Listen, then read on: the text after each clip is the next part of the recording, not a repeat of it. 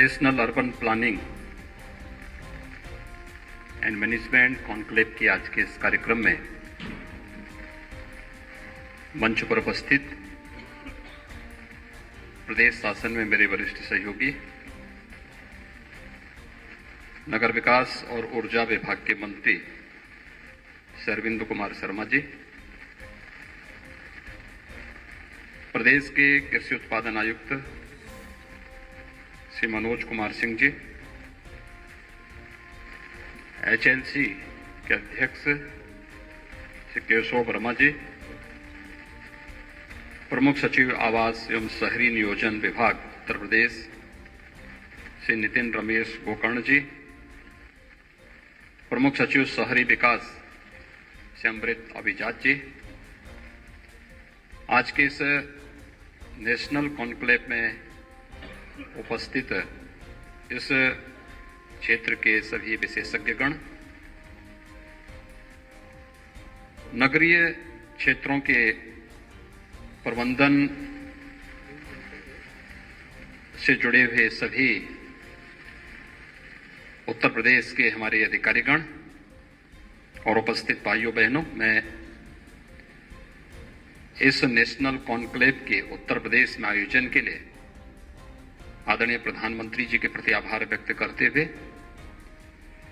आप सभी प्रदेश की राजधानी लखनऊ में आयोजित इस 2 दिवसीय कॉन्क्लेव में यहां पर उपस्थित हुए हैं। मैं आप सबका हृदय से स्वागत करता हूं। यह हमारे लिए बहुत महत्वपूर्ण है। उत्तर प्रदेश देश की आबादी का सबसे बड़ा राज्य है। 24 से 25 करोड़ की आबादी का यह राज्य अगर देश की विकास की प्रक्रिया में कहीं पिछड़ता है तो भारत विकास की उन बुलंदियों को छूने में पीछे रह जाएगा। और आज के दिन पर आप सबने देखा होगा, पिछले 8 वर्ष में प्रधानमंत्री मोदी जी के नेतृत्व में अनेक कार्यक्रम प्रारंभ हुए। उन कार्यक्रमों के बारे में, उनकी सफलता के बारे में एक बात के बारे में बहुत स्पष्ट लोगों को आशंका रहती थी कि अगर यह योजना उत्तर प्रदेश में सफल हुई तो ये योजना देश के अंदर सफल हो जाएगी, और अगर उत्तर प्रदेश इसमें उन लक्ष्यों को प्राप्त करने में विफल रहा तो इस योजना के पूर्ण होने और इसकी सफलता में स्वयं प्रश्न चिन्ह खड़ा हो जाएगा। इतनी बड़ी आबादी का राज्य देश के अन्य कुछ प्रमुख राज्यों की तुलना में जो अर्बनाइजेशन की उत्तर प्रदेश की गति थी वह काफी पीछे थी, और जो हमारे पास अर्बन बॉडीज थे भी वहां पर नगरीय क्षेत्रों के सुनियोजित विकास के लिए जिस प्रकार की कार्य योजना तैयार होनी चाहिए थी उसका नितांत अभाव था।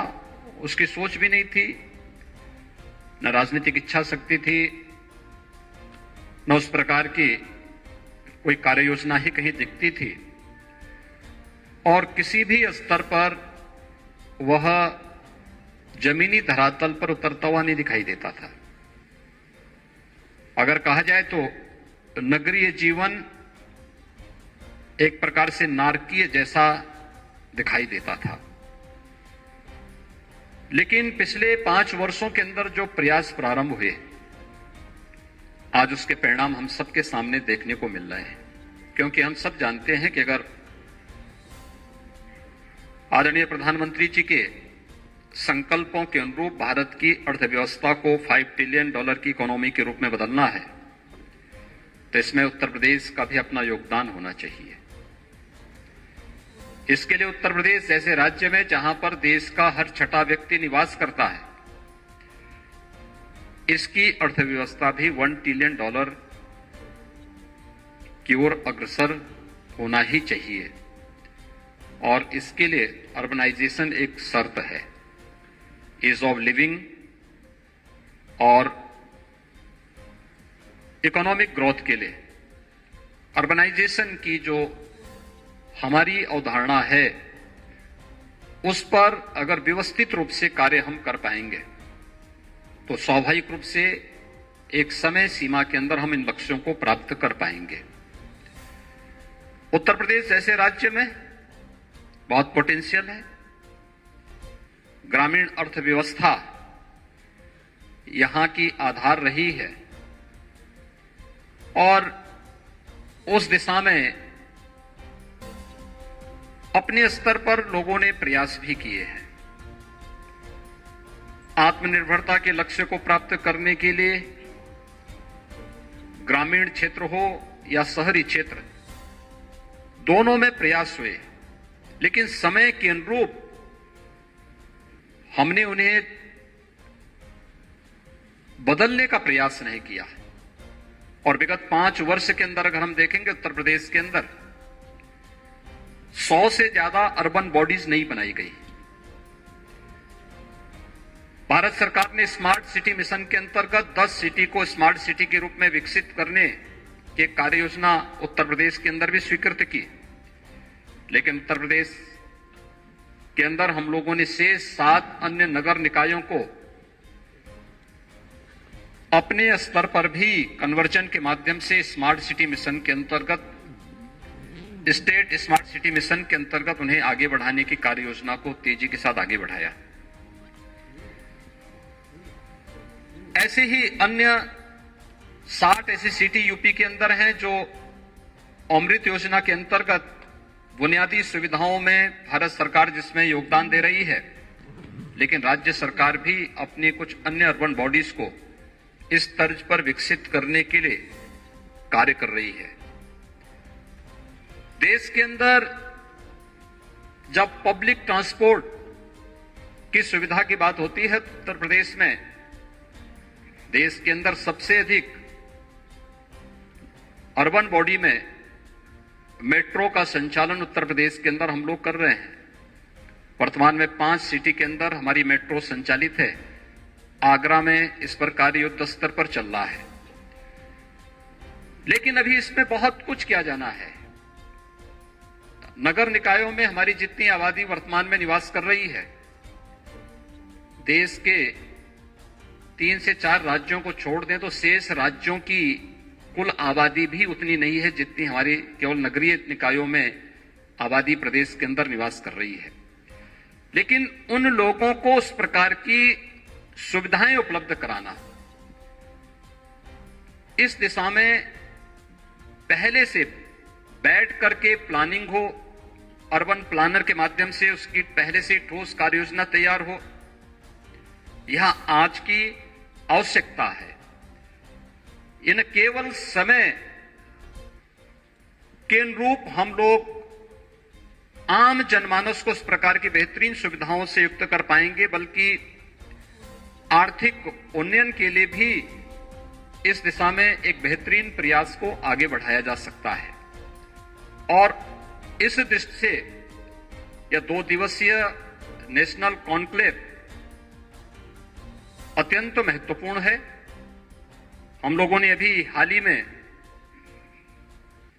अपने कुछ डेवलपमेंट अथॉरिटी को इस बारे में अधिकृत भी किया है कि क्या हम लोग लखनऊ के अंदर, आप देखेंगे जहां भी थोड़ा भी अर्बनाइजेशन होता है, अभी सरकार की प्लानिंग चलती ही है कि इससे पहले वहां पर भूमाफिया धमक पड़ते हैं। उनके द्वारा औने पौने दाम पर जमीनों को अपने पक्ष में करने का प्रयास प्रारंभ हो जाता है। अनियोजित तरीके से वहां पर कॉलोनियों का अपने तरीके से निर्माण का कार्य प्रारंभ हो जाता है।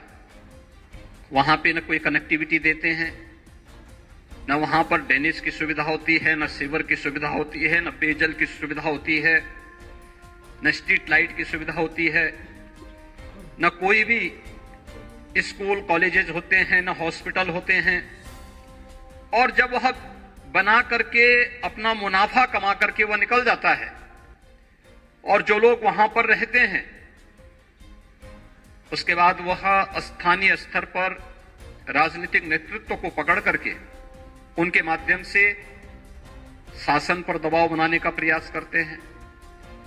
उनके माध्यम से फिर अपने तरीके से उसके बाद लोगों के द्वारा जिस प्रकार की स्थिति पैदा की जाती है, तो उस प्रकार के वातावरण को बनने के पहले ही अगर हम लोग प्रारंभिक स्तर पर ही इन सब बातों पर ध्यान दे दें कि जो कुछ भी विकास हो वह व्यवस्थित रूप से हो, शहर के अंदर के जो कंजेशन है इसको हम दूर कर सकें। एक सिटी है और सिटी अपने आप में एक आत्मनिर्भर भी बन सके। केवल वहां पर हम ईज ऑफ लिविंग के लक्ष्य को एक आम जनमानस के सुविधाओं से युक्त वहां पर उसे अच्छा आवास मिले, अच्छी बुनियादी सुविधाएं मिले, आवागमन के अच्छे साधन मिले, शिक्षा के अच्छे संस्थान हो, अच्छी स्वास्थ्य की सुविधा प्राप्त हो, यह प्राथमिकता इस प्लानिंग के अंतर्गत होनी ही चाहिए। लेकिन साथ साथ उन नगर निकायों को आत्मनिर्भरता के लक्ष्य को प्राप्त करने की दिशा में भी हम आगे बढ़ा सकें। इसमें जो कुछ भी प्लानिंग होनी चाहिए उसके साथ ही जोड़ करके हमें उसे आगे बढ़ाना होगा।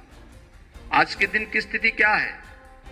अधिकतर नगर निकाय अपने स्तर पर अपने रिसोर्सेस को उपयोग नहीं कर पाते और वे निर्भर होते हैं केवल शासन के द्वारा मिलने वाले अनुदान पर। वे अपने कर्मचारियों को वेतन भी केवल इस आधार पर दे पाते हैं जब शासन उन्हें पैसा देगा तब वे वेतन देंगे, अन्यथा वेतन देने के भी उनके पास लाले पड़ जाएंगे।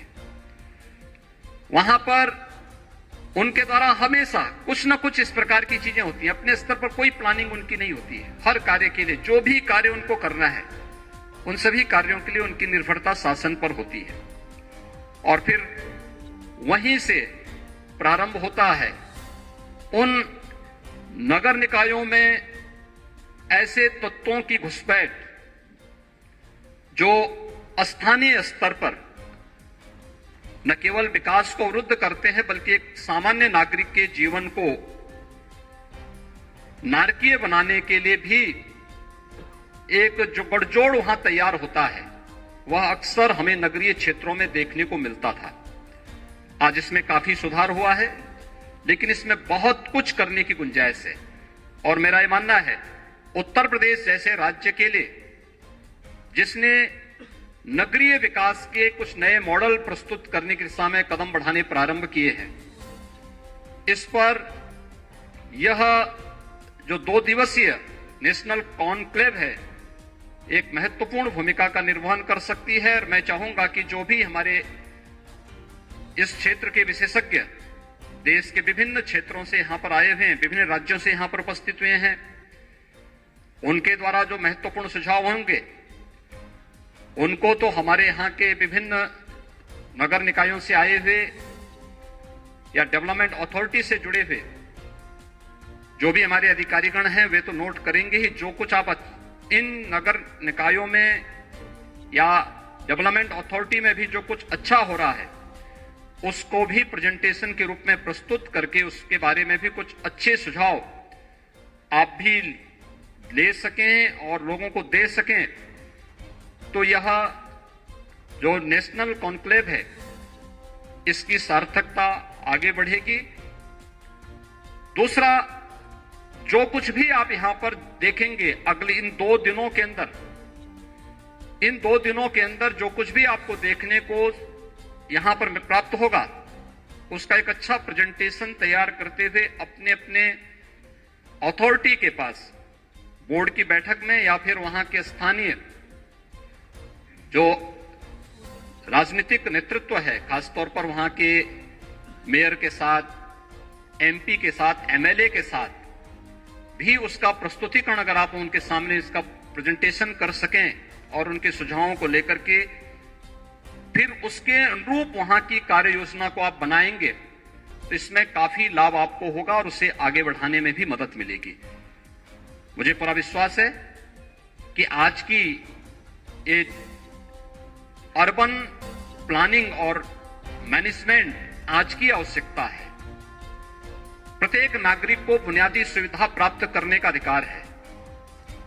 वह पैसा देता है, उसके बदले वह सुविधा चाहता है, लेकिन जब वह उन सुविधाओं से वंचित होता है तो व्यवस्था से उसका विश्वास उड़ता है, और व्यवस्था से जब एक बार उसका विश्वास उड़ता है तो वह फिर एक गलत दिशा की ओर अग्रसर होता है। मुझे पूरा विश्वास है कि आप सब मिलकर के उत्तर प्रदेश जैसे राज्य के लिए एक ठोस कार्य योजना बनाने के लिए अपना योगदान देने में यह 2 दिवसीय कॉन्क्लेव सफल होगी। मैं इस पूरे कार्यक्रम के प्रति अपनी शुभकामनाएं देता हूं। धन्यवाद। जय हिंद। भारत माता की, भारत माता की। लघु भारती द्वारा आयोजित उत्तराखंड उद्यमी व श्रमिक सम्मान समारोह में अभी हम सब लोगों को जिनका मार्गदर्शन मिलने वाला है, लगातार मां भारती की सेवा विगत कई दशकों से जो कर रहे हैं मान्यवर डॉक्टर कृष्ण गोपाल जी, लघु भारती के संगठन मंत्री आदरणीय श्री प्रकाश चंद जी, राष्ट्रीय अध्यक्ष लघु भारती श्री बलदेव प्रजापति जी, हमारे उद्योग सचिव उत्तराखंड सरकार श्री डॉक्टर पंकज पांडे जी, श्री कैलाश मौलाना जी, प्रदेश अध्यक्ष लघु भारती उत्तराखंड श्री विजय तोमर जी, एवं इस सभागार में उपस्थित सभी आए हुए हमारे वरिष्ठ पदाधिकारीगण, सभी अतिथिगण और पूरे देश भर से और उत्तराखंड से पधारे सभी लघु भारती के सभी सदस्यगण, कार्यक्रम में उपस्थित सभी मातृशक्ति बहनें, मैं सबसे पहले तो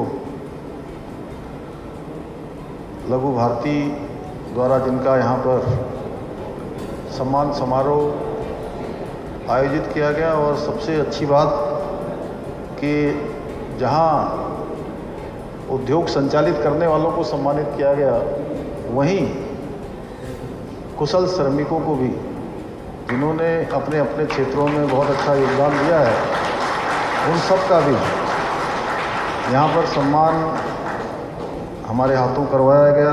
उसके लिए मैं सबका धन्यवाद करता हूँ। और जैसा कि बलदेव भाई ने बड़े विस्तार से लेकिन कम शब्दों में बहुत सारी बातें यहाँ पर रखी, और लघु भारतीय, चूँकि मैं लगातार जब भी समन्वय बैठकों में या अन्य बैठकों में जाता रहा हूँ, तब जब वृद्ध निवेदन होता था उस समय लघु भारती किस प्रकार से काम कर रहा है और किस प्रकार से ऐसे उद्योग समूह जो बहुत बड़ी उद्योगों की श्रेणी में नहीं आते हैं, एमएसएमई, लघु और मध्यम उद्योग, उन उद्योगों के प्रतिनिधित्व की बात, उनके हितों की बात या उनके संरक्षण और संवर्धन की बात करते हैं। और अभी मैं आदरणीय भाई साहब से पूछ रहा था कि किस सीमा तक के जो उद्योग होते हैं वो लघु भारती में आते हैं। तो आपका देश की जो अर्थव्यवस्था है, उस अर्थव्यवस्था को आगे बढ़ाने में, और जो लोकल फॉर वोकल है, मेक इन इंडिया है, स्टार्टअप है, उन सब को आगे बढ़ाने में और देश को आगे बढ़ाने में आप सबका बहुत बड़ा योगदान है। इसके लिए मैं आप सभी को बहुत बधाई देता हूँ। हमारे देश में अनेक प्रभावशाली औद्योगिक संगठन हैं, लेकिन वो सामान्यतः बड़े उद्योगों के हितार्थी सरकार के नीति निर्धारकों के सामने पैरवी करते हैं। लघु और मध्यम उद्योगों की पैरवी करने का काम हमारा लघु उद्योग भारती के माध्यम से होता है। पूरे देश में फैले हुए लघु उद्योगों की आवश्यकताओं को सही ढंग से और प्रभावी ढंग से रखने का काम, उसकी पैरवी करने का काम, या मैं कहूँ वकालत करने का काम कोई करता है तो हमारा जो प्रभावी संगठन है वो लघु भारती है। विगत 28 वर्षों से लघु भारती ने इस भूमिका को बहुत सशक्त तरीके से आगे बढ़ाया है। अभी मैं देख रहा था कि भाटिया जी यहाँ से बोल रहे थे, तो भाटिया जी ने कुछ समस्याएं, कुछ आवश्यकताएं और कुछ ज़रूरतें उत्तराखंड सरकार के समक्ष, जो उत्तराखंड के अंदर लघु भारती को आगे बढ़ाने में और इन उद्योग समूह को आगे बढ़ाने के लिए जिनकी आवश्यकताएं हैं उनकी बात रखी है। और यहाँ पर मेरे साथ पंकज पांडे जी भी यहाँ हैं, क्योंकि वो उद्योग के सचिव हैं। इन सब काम को वो मेरे साथ साथ देखते हैं और मैं उद्योग विभाग का काम भी मैं स्वयं देखता हूँ। इसलिए पिछले काफ़ी समय से हम लोग सोच रहे थे कि जहाँ हम लोग बड़े उद्योगों के साथ भी बैठक कर रहे हैं, मध्यम उद्योगों के साथ भी कर रहे हैं, वहीं लघु उद्योगों के क्षेत्र में भी हम लोग विशेष रूप से आगे हमारी योजना में है कि उस काम को आगे बढ़ाएंगे। और पिछले वर्ष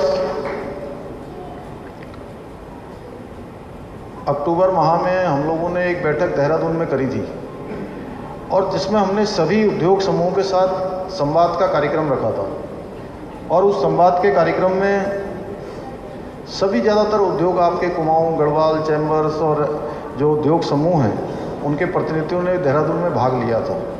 मधुबन होटल में हमारी बैठक हुई थी और उस बैठक का हेतु था कि मैंने सभी से कहा था कि सभी को आप बुलवाइए, सभी प्रतिनिधियों को बुलवाइए और उनकी जो भी समस्याएं हैं या उद्योग समूहों को आगे बढ़ाने के लिए हम और क्या काम कर सकते हैं, सरकार किस प्रकार से सहयोगी हो सकती है। तो उसमें उन्होंने 100 से भी ज़्यादा जो तात्कालिक समस्याएं थी, आवश्यकताएं थी, कुछ हमारी नई पॉलिसी बनाने की बात थी, कुछ पुरानी पॉलिसी में संशोधन करने की बात थी, उन सभी को दिया था। लगभग मैं ऐसा मानता हूं कि 90% उसमें से उन सभी का हमने सॉल्यूशन निकाल लिया है। और उसके बाद उद्योग समूह के लोग अभी 3 अगस्त को वो धन्यवाद करने के लिए भी आए थे और हम लोगों ने उस दिन 17 उद्योग संघों के साथ फिर से बातचीत की थी। इसके पीछे हेतु हमारा है कि सभी उद्योग समूह बढ़ने चाहिए। जब उद्योगों का काम अच्छा चलेगा, प्रदेश में उद्योग फलेंगे फूलेंगे, तो जहाँ हमें राजस्व की प्राप्ति होगी, राज्य को होगी, देश को होगी, वहीं रोजगार के अवसर भी प्राप्त होंगे। विकास की बातें भी आगे बढ़ेंगी, विकास भी आगे बढ़ेगा। तो इसको लेकर हमने सरलीकरण, समाधान और निस्तारण 3 मंत्रों के आधार पर सभी को आगे बढ़ाने के लिए 3 मंत्र हमने अपनी प्राथमिकता में लिए हैं। यानी कि कोई भी काम आपके उद्योग समूह को स्थापित करने में, उद्योग समूह को आगे बढ़ाने में कहीं पर अगर कोई परेशानी आ रही है, कोई समस्या आ रही है, तो हमने कहा है कि पूरी सरकार उसको कैसे उस समस्या को, उस ज़रूरत को कैसे उसका सरलीकरण किया जाए, कैसे सरल बनाया जाए, कैसे उसका रास्ता निकाला जाए और सरल करने के बाद दूसरे नंबर पर उसका कैसे समाधान किया जाए, उसका रास्ता निकाला जाए। और तीसरे नंबर पर शासन में, सरकार में आप लोग देखते होंगे कि कोई अगर आपको एक एप्लीकेशन लगाते हैं, कई बार लंबे समय तक एप्लीकेशनें घूमती रहती हैं, इधर गई उधर गई, पहले ज़िले में घूमी, ज़िले के बाद शासन में घूमी, फिर उद्योग डायरेक्टरेट में घूमी। उसके लिए हमने कहा कि सरलीकरण, समाधान और तीसरे नंबर पर निस्तारण, यानी कि उन पत्रावलियों का निस्तारण किया जाए। उसको लेकर जहाँ सिंगल विंडो सिस्टम, ये बड़ा प्रचलित है सिंगल विंडो सिस्टम, और हमारे यहाँ भी पहले से ही लागू था, लेकिन कई बार व्यवहारिकता में उसको जो है बहुत परेशानी होती थी। एक विभाग में जाना है फिर सभी विभागों में जाना है, उसके लिए भी हमने रास्ता खोजा है। और उसको बिल्कुल जो व्यवहार में होना चाहिए, जिसका नाम है सिंगल विंडो सिस्टम, एकल खिड़की सिस्टम, एकल खिड़की सिस्टम केवल नाम का ना हो, उसके लिए भी हमने रास्ता निकाला है। कहीं कहीं पर आप लोग अपने उद्योगों का एक्सपेंशन कर रहे हैं, एक बार एक्सपेंशन के लिए परमिशन ले रहे हैं, फिर दोबारा उद्योग स्थापित हो गया फिर से परमिशन ले रहे हैं। इन सब का सरलीकरण किया है। 143 करने के लिए भी उसका भी सरलीकरण किया है। लैंड यूज करने के लिए उसके लिए भी रास्ते निकाले हैं, वह भी बहुत जो उसका चार्ज था उसको बहुत कम कर दिया है। डेवलपमेंट चार्ज को बिल्कुल घटा दिया है, लैंड यूज को बिल्कुल घटा दिया है। समय समय पर जैसी जैसी आवश्यकता है उस हिसाब से हम लोग काम कर रहे हैं। इसके साथ साथ अभी हम कोशिश कर रहे हैं कि हमारा जो उधम सिंह नगर का सिटकुल है, हरिद्वार का सिटकुल है, देहरादून में सेलाकुई का सिटकुल है, ये सारे सिटकुलों में इनका विस्तार हो, यहाँ पर और उद्योग स्थापित हो। उनको स्थापित करने के लिए अभी हमने लगभग 6000 एकड़ का अभी लैंड बैंक भी खोजा है, उस पर भी हमारा काम चल रहा है, उसको आगे बढ़ाने का काम चल रहा है।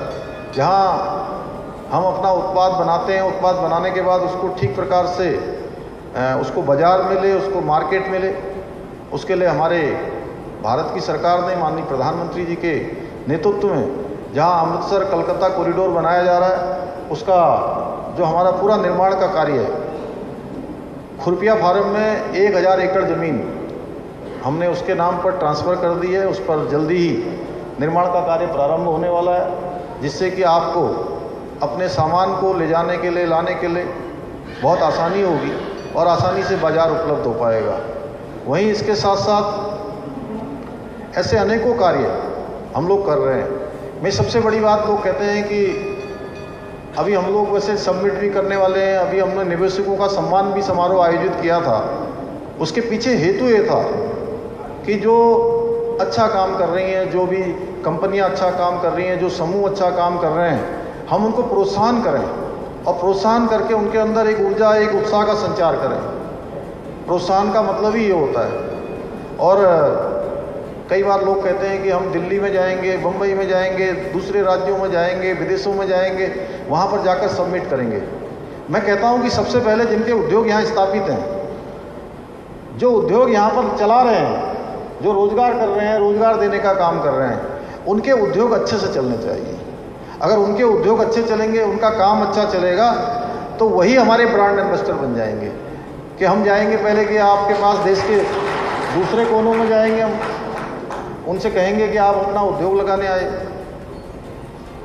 अभी देश के किसी कोने में भी जाएं, हम उनसे कहें कि आप हमारे यहाँ उद्योग लगाइए, अपना कोई इंडस्ट्री को लगाइए, तो वो ज़रूर न ज़रूर वो सबसे पहले अगर किसी से जानकारी करेंगे तो उससे करेंगे जो यहाँ पर पहले से उद्योग धंधों के क्षेत्र में काम कर रहा होगा।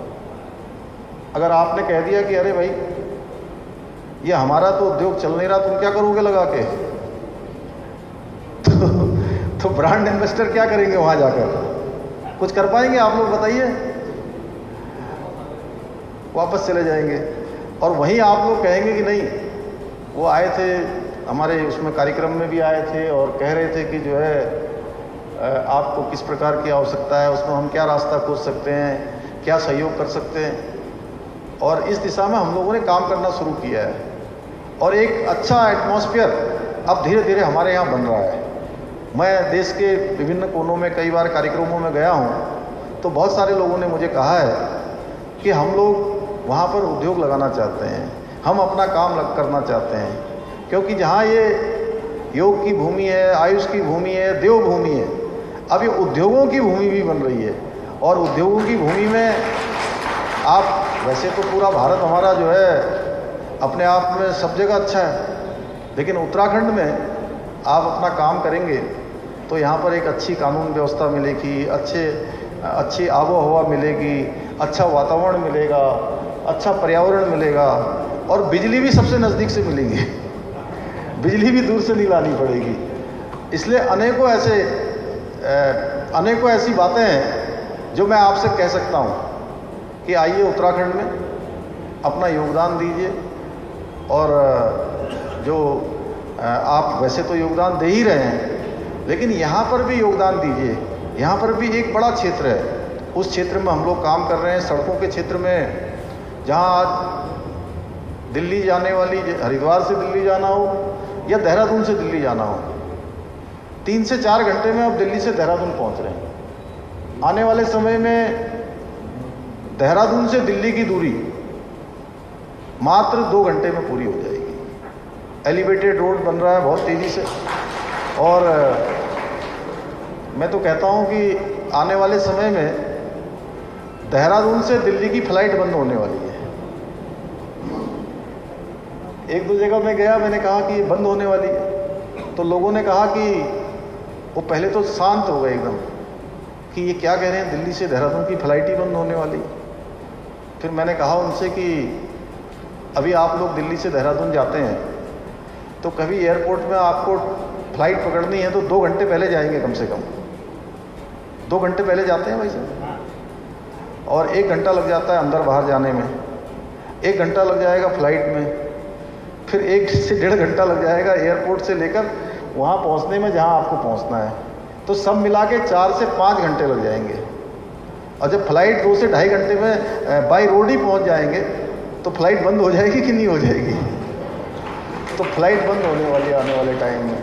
यहाँ से हरिद्वार से जहाँ हम अभी कार्यक्रम कर रहे हैं, आने वाले समय में काशीपुर मात्र 2 घंटे में पहुँच जाएंगे।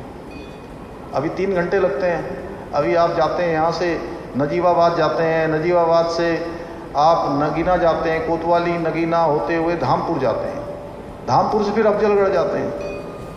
आने वाले समय में आपको यहाँ से नजीबाबाद से सीधे अफजलगढ़ का रास्ता मिलने वाला है। 45 किलोमीटर का रास्ता सीधे सीधे बंद होने वाला है। शॉर्टकट एक बाईपास बनने जा रहा है। इतनी कनेक्टिविटी आसान होने वाली है। उधर रामपुर से रुद्रपुर, रुद्रपुर से हल्द्वानी, ये सारा का सारा जो है अब सब दूरी कम होने वाली, क्योंकि रामपुर में बाईपास बन रहा है, रुद्रपुर में बाईपास बन रहा है, हल्द्वानी में बाईपास बन रहा है, इसी तरह मुरादाबाद का बाईपास बन रहा है। कुमाऊं से गढ़वाल की कनेक्टिविटी को जोड़ रहे हैं। एयरपोर्ट में जो हमारा देहरादून का एयरपोर्ट है, उसको भी हम अंतर्राष्ट्रीय स्तर का बनाने के लिए लगातार हमारा प्रयास चल रहा है। भारत सरकार के विमानन मंत्री जी से मैंने अनुरोध किया है कि जल्दी से जल्दी, अभी पहले 200-250 की कैपेसिटी का एयरपोर्ट होता था, आज यह एयरपोर्ट हमारा 1600 की कैपेसिटी का हो गया है। आने वाले समय में ये अंतर्राष्ट्रीय स्तर का बनने वाला है। इसी तरह से पंतनगर का जो हमारा सिटकुल है, पंतनगर के सिटकुल के समीप जो पंतनगर का एयरपोर्ट है, उसको भी अंतर्राष्ट्रीय स्तर का ग्रीनफील्ड एयरपोर्ट बनाया जा रहा है। उसकी भी सारी जो है औपचारिकताएँ पूरी हो गई हैं, उसका काम तेज़ी से बढ़ रहा है। तो चाहे सड़क कनेक्टिविटी हो, चाहे हवाई कनेक्टिविटी हो या रेल की कनेक्टिविटी हो, सभी क्षेत्रों में तेज़ी से काम हो रहा है। ऋषिकेश कर्णप्रयाग रेल लाइन का काम बहुत तेज़ी से चल रहा है। लगभग 80 किलोमीटर के आसपास का कार्य अभी संपन्न हो चुका है, और आने वाले समय में अगले 1-1.5-2 साल के अंदर हमारे यहाँ से जो लोग पहाड़ में, उनके लिए रेल एक सपना होती थी, रेल से जो है सब यात्रा कर पाएंगे। एम्स जहाँ हमारा ऋषिकेश में काम कर रहा है, दूसरा एम्स हमारा वहीं रुद्रपुर सिटकुल के बगल में, वहीं खुरपिया फार्म में ही, उसके लिए भी 100 एकड़ ज़मीन हमने अभी वहाँ पर सरकार ने निःशुल्क भारत के स्वास्थ्य मंत्रालय को स्थानांतरित कर दी है। आने वाले समय में दूसरा एम्स भी हमारा काम करने वाला है। इसी प्रकार से उत्तराखंड की सरकार वह भी लगातार, चाहे वो उद्यमों का क्षेत्र हो, अन्य क्षेत्र हो, जो भी हमने संकल्प लिए हैं, उन सारे संकल्पों पर हम काम कर रहे हैं। हमने चुनाव से पहले एक संकल्प लिया था कि नई सरकार के गठन होते ही, नई सरकार जैसे ही बनेगी, हम उत्तराखंड के अंदर, चाहे वो किसी जाति का होगा, किसी धर्म का होगा, किसी पंथ का होगा, किसी समुदाय का होगा, सबके लिए उत्तराखंड के अंदर समान नागरिक संहिता का कानून लाएंगे। और मुझे आपको बताते हुए खुशी है कि हमने नई सरकार के गठन होते ही सेवानिवृत्त न्यायाधीश रंजना प्रकाश देसाई, उनकी अध्यक्षता में एक कमेटी का गठन कर दिया था। वो कमेटी हमारी अभी जनसंवाद कर रही है, लोगों से सुझाव ले रही है।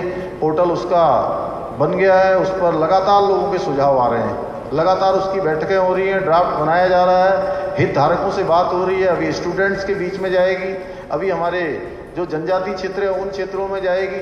सबके सुझाव लेने के बाद उसका ड्राफ्ट बनकर तैयार हो रहा है, और जैसे ही ड्राफ्ट बनेगा, उस ड्राफ्ट को उत्तराखंड की सरकार लागू करेगी। और हमने उससे पहले ही चूँकि जब हम इस आम चुनाव में गए थे, उस आम चुनाव में ही उत्तराखंड की देवतुल्य जनता के सामने हमने बात रखी थी कि उत्तराखंड देवभूमि है।